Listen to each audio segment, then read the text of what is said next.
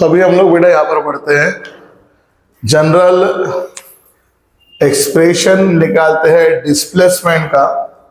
वो पार्टिकल जो परफॉर्म कर रहा है आपका लीनियर एसएचएम, किसका एक्सप्रेशन निकालना है बेटा? जनरल एक्सप्रेशन डिस्प्लेसमेंट का। चलो ध्यान देना है हाउ टू गेट दैट। तो सुनो बेटा, अभी हमने पढ़ा, अभी हमने लास्ट लेक्चर में ही देखा कि we know for a particle performing linear SHM general expression जो है वेलोसिटी का जब आप निकाल रहे हो डिस्प्लेसमेंट का, वो भी आपको बता दो, ये देखो हेडिंग अंडरलाइन करके रखा है जनरल एक्सप्रेशन डिस्प्लेसमेंट का इक्वेशन 2 मार्क का। अब उसके लिए हम निकाल रहे हैं वी नो। इसके पहले हमने देखा उसके फॉर्मूले से, इसके पहले अपन ने क्या निकाला बेटा? Velocity. We know general expression for velocity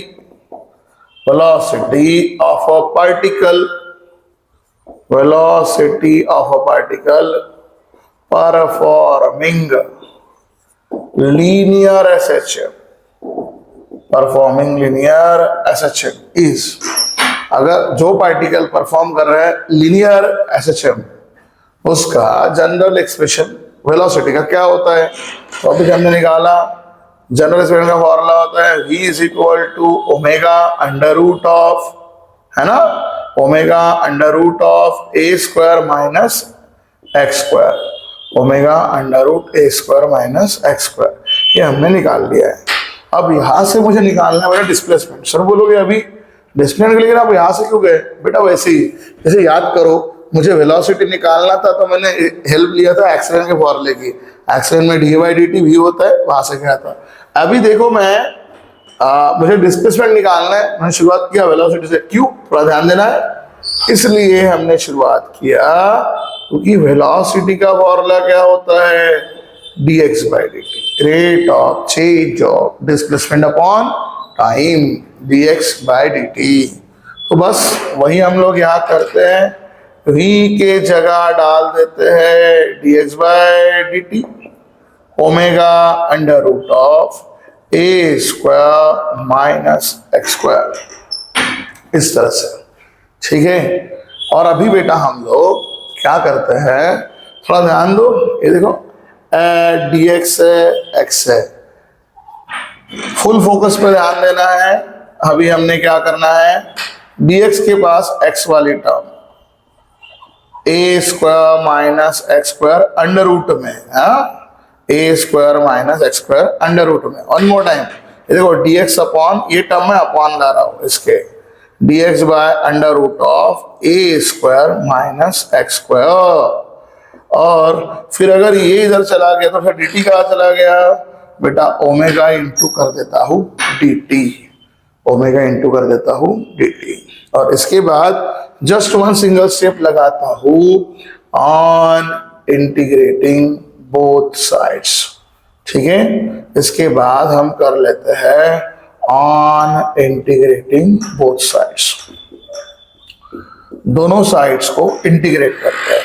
कैसे इंटीग्रेट करेंगे? Integration of 1 by under root of A square minus x square into dx। और जैसे आपको बार बार पता है कि जो पार्टिकल परफॉर्म करता है लीनियर एसएचएम उसका ओमेगा तो कांस्टेंट होता है, तो ओमेगा का कोई लेना देना नहीं, इंटीग्रेशन ओमेगा बाहर निकल जाएगा, इंटीग्रेशन परफॉर्म होगा बेटा ओनली dt का, dt मतलब 1 dt का, ठीक है। और याद करो हमने आपको यहाँ पर डेफिनाइट इंटीग्रेशन लेसन भी सिखाया है, इंटीग्रेशन के फॉर्मूलेज भी आपको बार बार याद दिलाए हैं। फिलहाल भी मैं आपको एक फॉर्मूला याद दिला रहा हूँ, यू नो वेरी वेल, आपने इंटीग्रेशन में फॉर्मूला पढ़ा है, integration of 1 by under root of A square minus x square, है ना। अगर आपको याद आ रहा है फॉर्मूला इंटीग्रेशन ऑफ 1 बाय, याद आ रहा है, मतलब याद आना पड़ेगा, पेपर है हमारा अभी सामने, integration of 1 by under root of A square minus x square into dx, ठीक है। वन मोर टाइम रिपीट लिख रहा हूँ समझा के, देखो स्पेस कम पड़ रही थी इधर में। 1 by under root of a square minus x square into dx. You know very well your answer is sin inverse x upon a plus कितना होता है c.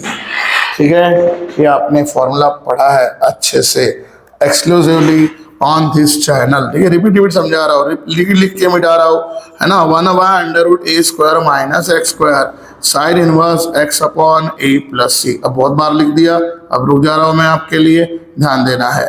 इसके बाद एक और फॉर्मूला जो आपको पता है, इंटीग्रेशन ऑफ dx लिखो या 1dx लिखो, जो भी लिखो, आंसर क्या होता है बेटा 1dx, या dx का इंटीग्रेशन कितना होता है x प्लस c होता है, बराबर है। तो ये दो फॉर्मूले हमने क्यों लिख दिए, एक है इधर में dt का इंटीग्रेशन, है ना, 1dx dx या 1dx का कितना होता है x, से dt का कितना हो जाएगा t। और देखो same formula integration of 1/√a² x², सिर्फ एम्पलीट्यूड को अपन ने कैपिटल ए बोला है तो कैपिटल ए में है, ठीक है भाई, कुछ भी नया नहीं है। तो x/a की जगह सिर्फ कैपिटल ए डालना है बेटा हमको, तो बेटा सेम यहाँ पर हो जाएगा आंसर के अकॉर्डिंग साइन इनवर्स x की जगह तो x ही है, बट स्मॉल ए की जगह हमारे फॉर्मूले में कैपिटल ए है, ठीक है। 1 sine inverse x/a omega 1 dt का आंसर हो जाएगा t। और आपको पता है इनडेफिनेट इंटीग्रेशन में सभी इंटीग्रेशन करने के बाद कौन लगता है, c को क्या बोलते हैं, कांस्टेंट ऑफ इंटीग्रेशन। लेकिन we are not in maths, we are in physics, और आपको पता होना चाहिए जहां आप मैथ्स में मैथमेटिकल कांस्टेंट लगते हैं, फिजिक्स में बहुत बार फिजिकल कांस्टेंट लगते हैं। तो मैं समझे से फिर हमने सी क्यों लिखा, वो समझा वही रहा है, हम कांस्टेंट ऑफ इंटीग्रेशन है, कांस्टेंट ऑफ इंटीग्रेशन की जगह है वो कांस्टेंट ही, यहाँ सी नहीं, यहाँ आता है अल्फा। कौन आता है, अल्फा, ठीक है, अल्फा आता है। वेयर मैं लिख भी दूंगा आपको, वेयर अल्फा जो है ना is the constant of integration, ये कांस्टेंट ही है इंटीग्रेशन का, उसी की जगह पर लिखा जा रहा है, alpha is the constant of integration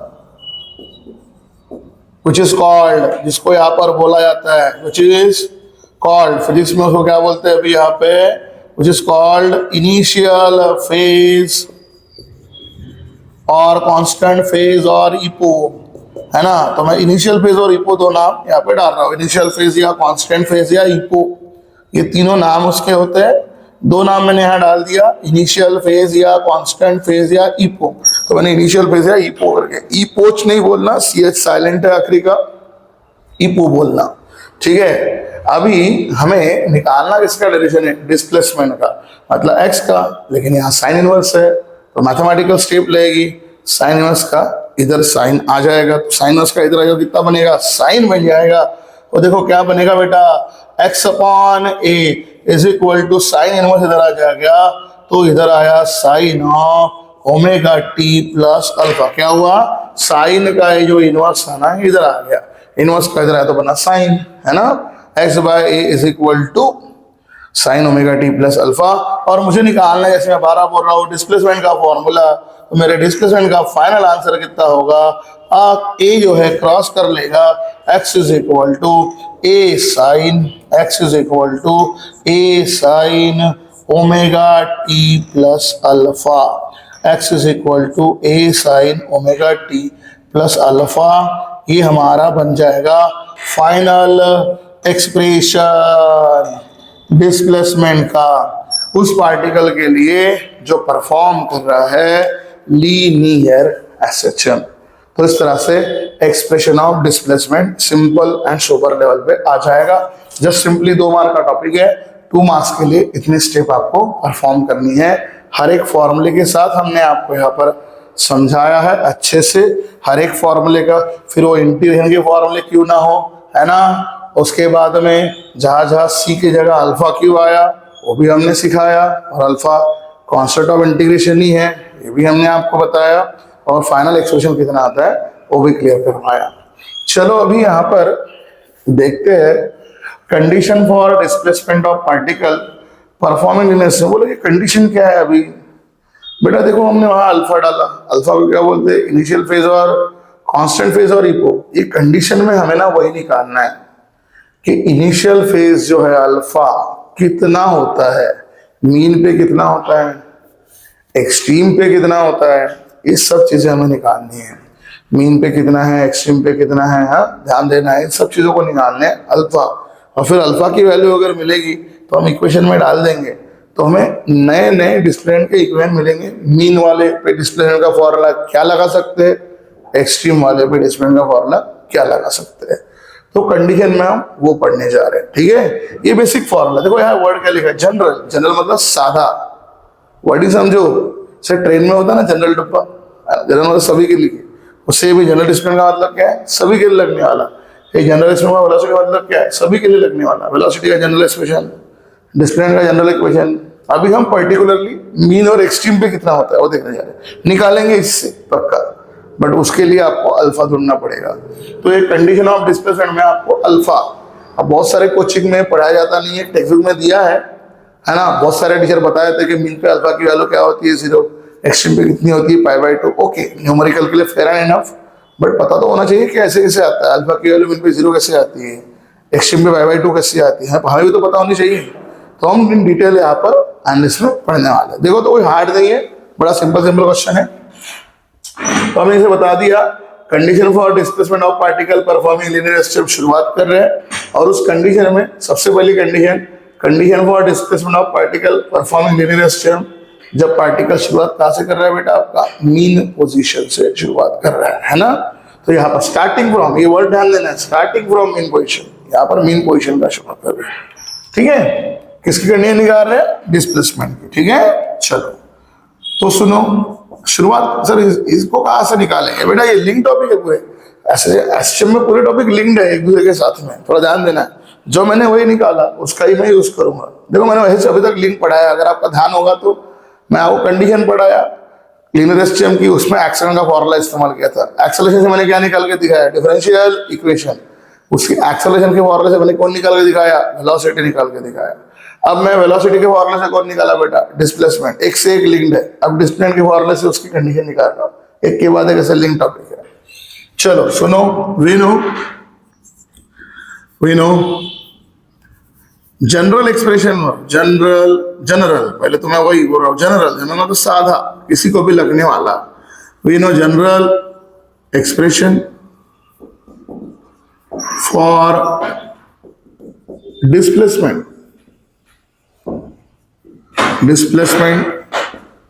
of a particle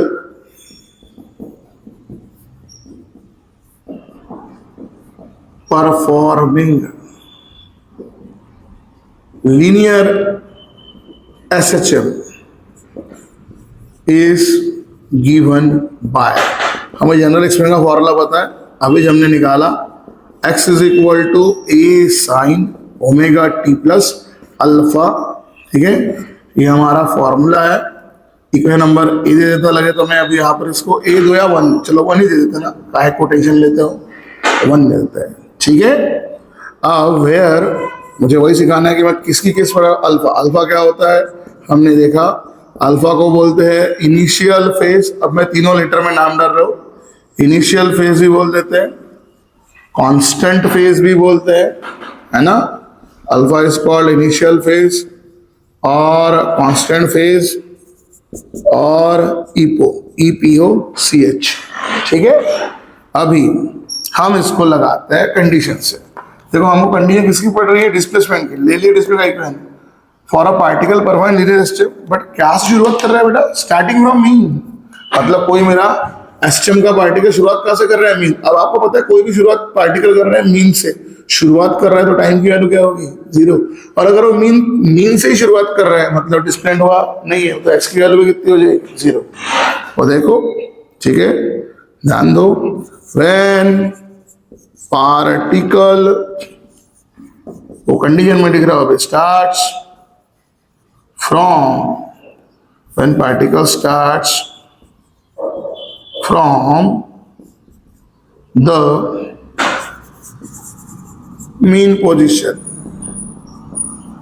जब कोई पार्टिकल शुरुआत करेगा मीन पोजीशन से, है ना, क्लियर है। इंप्लाइज क्या क्या होता है बेटा, अगर मीन पे है, पहली चीज तो देखो स्टार्ट के लिए तो पहले आप टाइम की वैल्यू 0, और मीन से शुरुआत कर रहा है तो मीन पे ही है, मतलब हिला ही नहीं ना बेटा पार्टिकल, तो डिस्प्लेसमेंट की वैल्यू भी कितनी रहेगी, 0, टी भी 0 और एक्स भी 0, ठीक है। तो अभी ये वैल्यूज हम यहाँ पर पुट अप करेंगे। देयरफॉर फ्रॉम इक्वेशन नंबर 1 अभी हम चाहते हैं x की जगह 0, ए साइन देखो क्या हो रहा है, ओमेगा टाइम की वैल्यू 0 प्लस अल्फा। चलो अब ये क्या करोगे, ए बेटा इसको अपॉन ले लूंगा, 0 by a is equal to sine omega into 0 0 बचेगा कितना बेटा, ओनली साइन अल्फा बचेगा। 0 बाय समथिंग 0 किसी भाग लगाया तो 0, you are remain with sine alpha, correct. Sine alpha की वैल्यू 0, मुझे अल्फा का एंगल निकालना है, ये इधर आ जाएगा, पलटा के लिख रहा हूँ, अल्फा इज इक्वल टू कितना बनेगा, साइनस ऑफ 0। और जैसा आपने मैथमेटिक्स में पढ़ा है and you know very well, 9 science से पढ़ते आ रहे हो, साइन 0 डिग्री की वैल्यू कितनी होती है बेटा, 0 डिग्री 0 रेडियन, जो भी आप बोलोगे तो याद करो, साइन इनवर्स ऑफ 0 मतलब 0 डिग्री है, 0 क्या हो जाएगा, रेडियन हो जाएगा, करेक्ट है। तो इस तरह से आपको मिल जाएगा कि मीन पर अल्फा की वैल्यू कितनी होती है, 0। तो जो बाकी लोग डायरेक्ट पढ़ाते हैं, आपसे रट्टा मरवाते हैं, वो हम चीजें हमने यहाँ पे डायरेक्ट बताई कि मीन पे अल्फा कितना होता है, 0 होता है, ठीक है। मीन पे अल्फा की वैल्यू कितनी होती है, 0। और अभी अगर मैं ये अल्फा पुटअप करूं, put alpha equal to 0 in time में, जो मेरा इक्वेशन नंबर 1 है, जनरल एक्सप्रेशन जो मेरा है, वहां अगर मैं डाल दूं तो मुझे क्या मिलेगा, मुझे ये मिलेगा, अगर मैं वहां डालता हूं तो x is equal to a sine omega t, alpha की वैल्यू 0। अब 0 किसी भी एंगल में ऐड किया तो वह एंगल तो उतना ही रहेगा, दैट मीन्स x की वैल्यू कितनी मिलेगी, ए साइन ओमेगा टी, है ना। अगर ब्रैकेट, हाँ ब्रैकेट लगाना, एंगल को लगाओ, कोई गरज नहीं, साइन के अंदर जो थीटा ही होता है ओमेगा टी। तो ये आया बेटा आपका फॉर्मूला, ठीक है। और ये फॉर्मूला क्या है, वही दिस इज एन एक्सप्रेशन, ये फॉर्मूला आपका डिस्प्लेसमेंट एट मीन, मतलब मीन पे, देखो आपको याद भी रखना ही है, न्यूमेरिकल केस में काम में आएगा आपके। अगर आप मीन पे स्टार्ट कर रहे हो तो अल्फा की वैल्यू कितनी हो जाती है, 0, अल्फा की वैल्यू 0 हो जाती है तो अल्फा हट जाएगा, मतलब आपका फॉर्मूला कितना बचेगा, x equal to sine omega T, है ना। दिस इज एन एक्सप्रेशन, ये एक्सप्रेशन है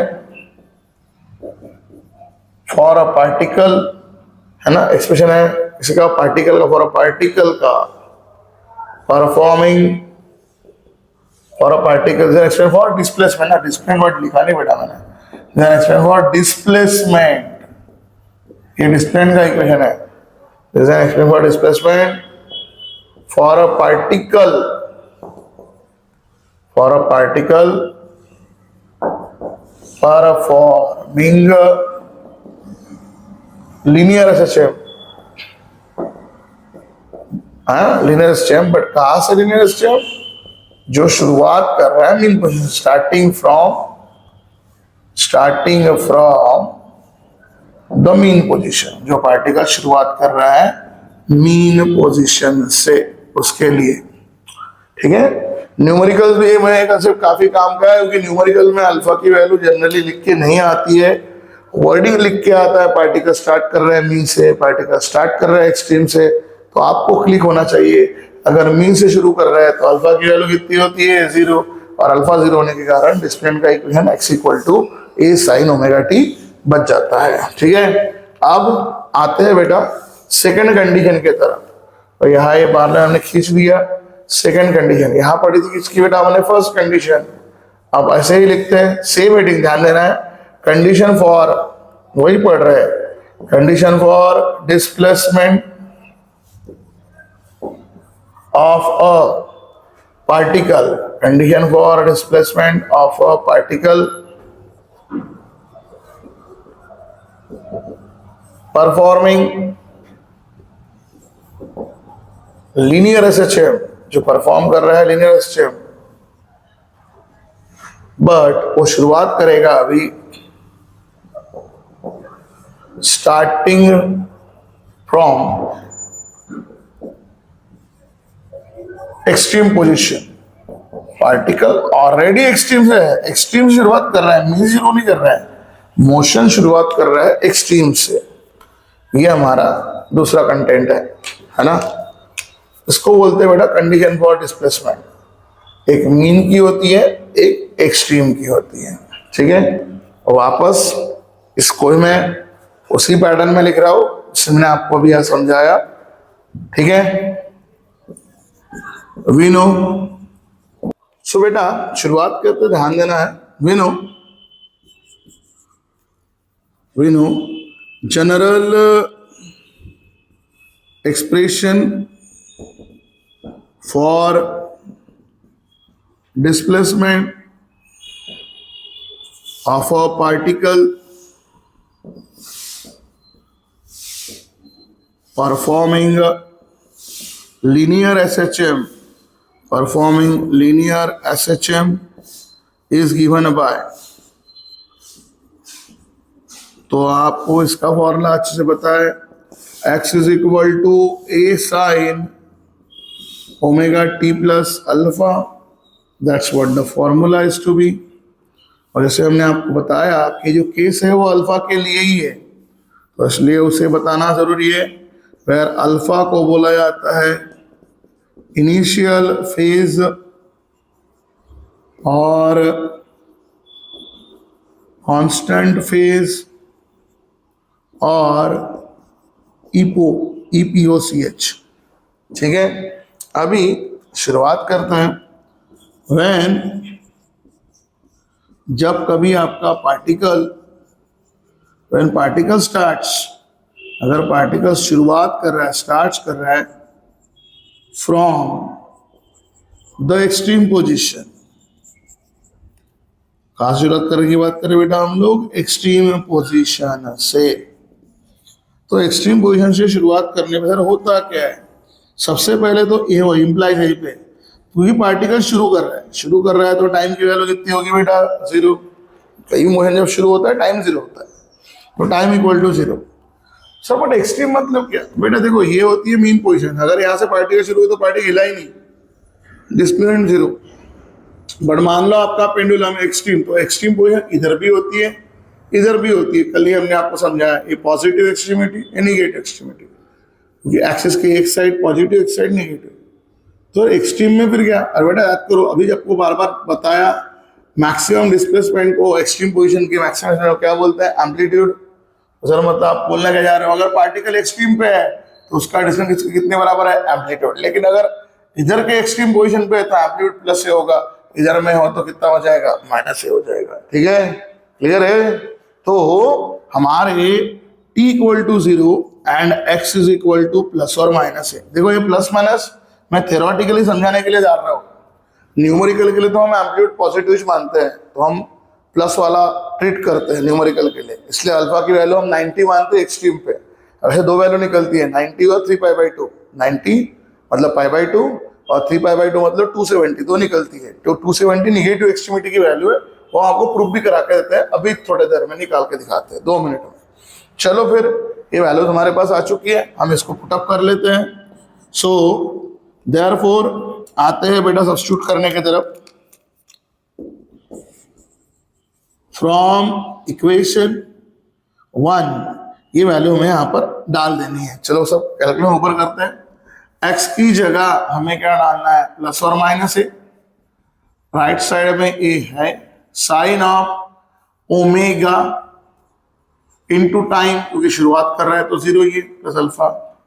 फिर सर ये इसकी अपॉन आ जाएगा बेटा, जिसे पहले स्टेप की थी वैसे ही ये अपॉन चला गया था। देखो 0/a किया था वहां पे, ये देखो a को अपॉन ले गए थे 0/a, यहाँ पर भी ये इसके अपॉन जाएगा, है ना, इस तरह से।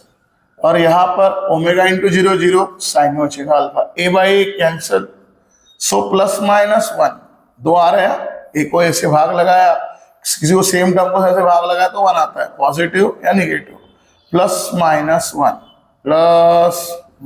1 is equal to sine alpha, है ना। दो आंसर मिल रहे हैं, इसका मतलब मुझे क्या मिल रहा है, I am getting sine alpha is equal to +1। अब मुझे बताओ ये +1 किसके लिए होगा रे बेटा, +1 के लिए, आया ना।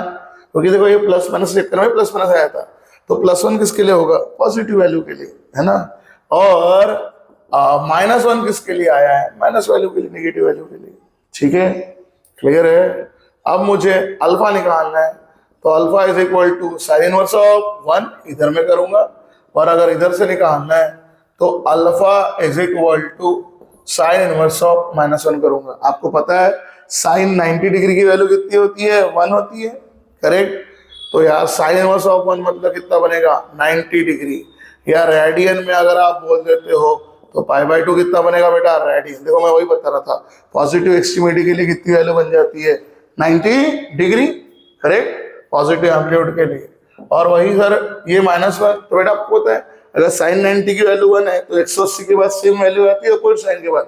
90 में 180 डाले तो कितना बनेगा? 270। तो अल्फा की वैल्यू 270 डिग्री अगर आपकी है, मतलब ही रेडियन में 3π/2 है ना, तो आपका निगेटिव एक्सट्रीमिटी। तो निगेटिव एक्सट्रीमिटी में अल्फा की वैल्यू जो है वो आ जाती है आपकी 3π/2। ठीक है? हमारे न्यूमेरिकल केस के लिए हमें पॉजिटिव वैल्यूज का ही काम है। मैंने वो डिग्री रेडियन में दोनों लिखा है, तो बोलेगा और क्या डाला? 90 डिग्री में भी लिखा, रेडियन में भी लिखा। तो चलो बेटा, अभी उस चक्कर में हमको 2 इक्वेशन भी मिल जाएंगे, है ना, डिस्प्लेन के। तो सुनो, अब हम क्या करते हैं, नंबर 1 रोमन में put alpha is equal to, क्योंकि अल्फा की भी 2 वैल्यू आई, तुम्हें दोनों डालना पड़ेगा। Alpha is equal to π/2 in मेरे इक्वेशन नंबर 1 में, है ना।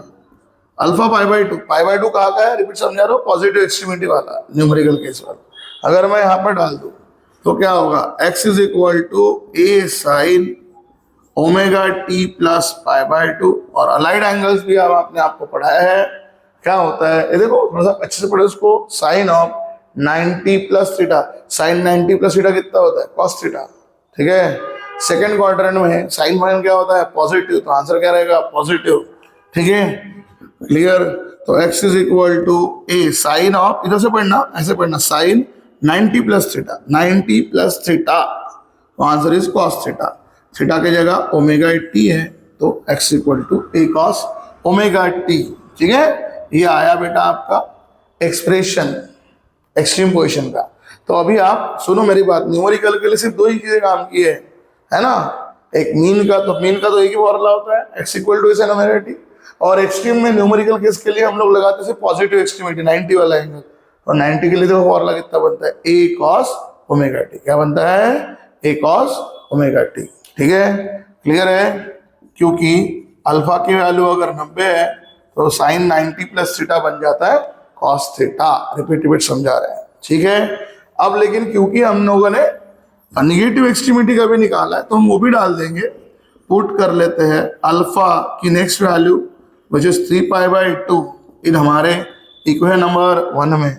ये 1 में 3π/2 डाल देते हैं, तो x is equal to a sine omega T plus 3π/2। और ये भी फॉर्मूला आप जानते हो, इधर से ऐसे पढ़ना, साइन है ऐसे पढ़ना 3π/2 प्लस थीटा। ठीक है, साइन 3π/2 प्लस थीटा। कौन सा क्वाड्रेंट में लग रहा है? 3π/2 270 पार करके लग रहे हैं, करेक्ट। कौन सा क्वाड्रेंट है? फोर्थ क्वाड्रेंट में साइन का आंसर क्या आता है? नेगेटिव। और साइन 270 प्लस थीटा कितना आंसर आता है? Cos theta. तो x is equal to a sine 270 plus theta minus cos theta की जगह है ओमेगा टी। ठीक है, प्लस इंटू माइनस पूरा माइनस बनेगा, तो x is equal to minus a cos omega t. तो निगेटिव एक्सट्रीमिटी से अगर लगा रहे हो तो ये फॉर्मूला, ठीक है, क्लियर है। बट इसमें हमारा पॉजिटिव एक्सट्रीमिटी का ही काम का इसलिए मैंने वहां पर मार्किंग मार के दिया है, क्लियर।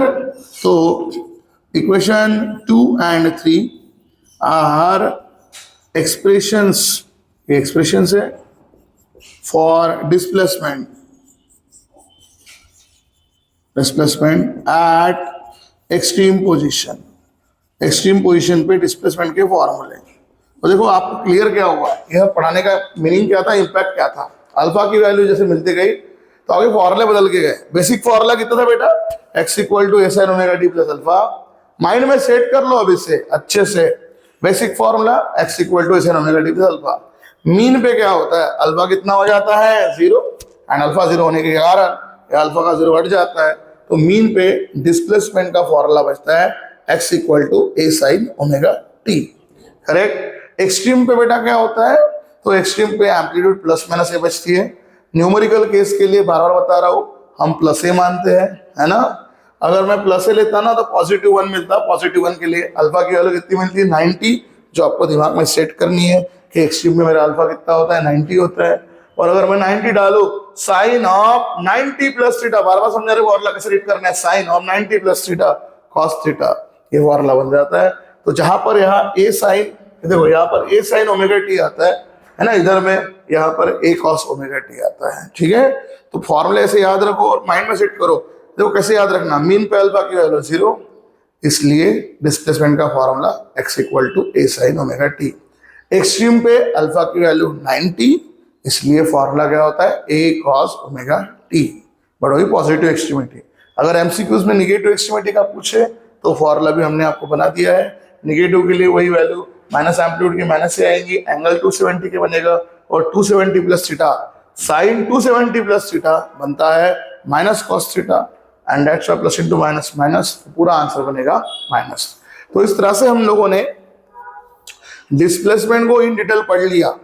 ये सब हमने आपको इसलिए पढ़ाया बेटा क्योंकि इसके बाद हमें पढ़ने हैं आने वाले नए लेक्चर में, नेक्स्ट लेक्चर में, graph of variations of displacement, velocity and acceleration. तब इन सभी फॉर्मूलेस का हमें यूज होने वाला है ना। मीन और वो जो ग्राफ ऑफ वेरिएशन होते हैं, स्टार्टिंग फ्रॉम मीन होता है, स्टार्टिंग फ्रॉम एक्सट्रीम। तो मीन पे हम लोग मीन का फॉर्मूला इस्तेमाल करने वाले हैं, एक्सट्रीम पे हम लोग एक्सट्रीम वाले का फॉर्मूला इस्तेमाल करने वाले हैं, इसलिए हमने आपको निकाल के बताया बाइज्जत। अब इसका बाद नेक्स्ट टॉपिक हमारा होगा graph of variation of displacement of particle performing linear STM, starting from number 1 condition mean and number 2 condition extreme, दोनों के ग्राफ हम पढ़ने वाले हैं, जहां पूरा ये डिस्प्लेसमेंट वाला खत्म हो जाएगा। फिर आएंगे potential energy, kinetic energy, total energy. तो ऐसा रहेगा, कंटिन्यूटी बनने रहने वाला है। तो बने रहिए चैनल पे, और आज शाम को आपके लिए वीडियो आने वाला है यूट्यूब लाइव लेक्चर के अंदर, आपके 12वीं का आने वाला फिजिक्स का पेपर कैसा होगा। तो शाम को अराउंड 6:30-7 बजे आपका ये यूट्यूब लाइव का चैनल शुरू हो जाएगा। ऐसा नोटिफिकेशन आपको चैनल पे मिल जाएगा, तो बिल्कुल चैनल पे बने रहना है और चैनल के यूट्यूब लाइव सेशन को ज्वाइन करना है और अपने फिजिक्स की जर्नी को, अपने पेपर की जर्नी को इजी बनाना है और एकदम टेंशन वरी, है ना, टेंशन छोड़ के एकदम हैप्पी बी हैप्पी वैसा काम आपको करना है। तो मिलते हैं रात को नए वीडियो के साथ, और वो आपके बहुत काम का है। तो बेटा ये चैनल का लिंक और वो साथ में सभी बच्चों को ज्वाइन करने को आपको बोलना है और मिलना है। चलो बढ़ते हैं।